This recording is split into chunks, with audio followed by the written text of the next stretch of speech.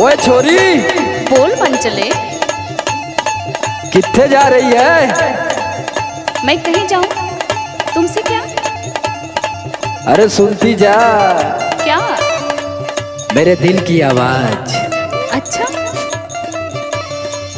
इन मत वाली आंखों से मुझे की होया?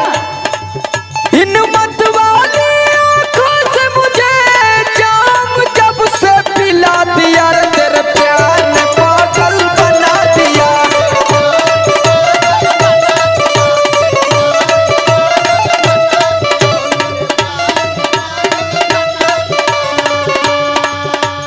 अच्छा, हाँ तो एक बात मेरी भी सुनते जाओ।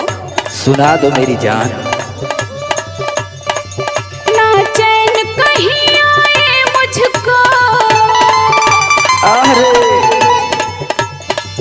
ना चैन कहीं आए मुझको, जादू एक ऐसा चला दिया, तेरे प्यार ने पागल बना दिया, तेरे प्यार ने।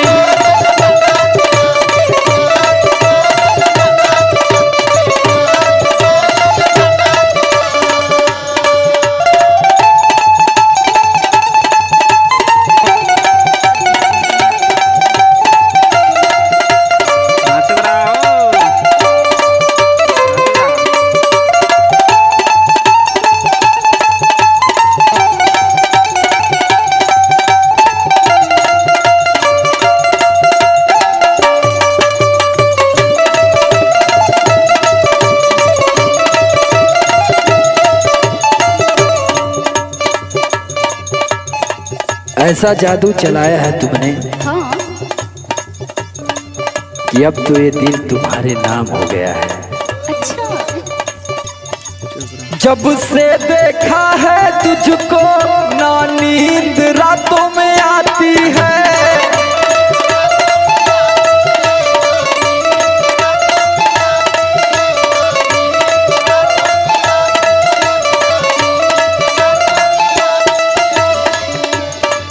तेरे सांसों की खुशबू मेरे धड़कन में आग लगाती है।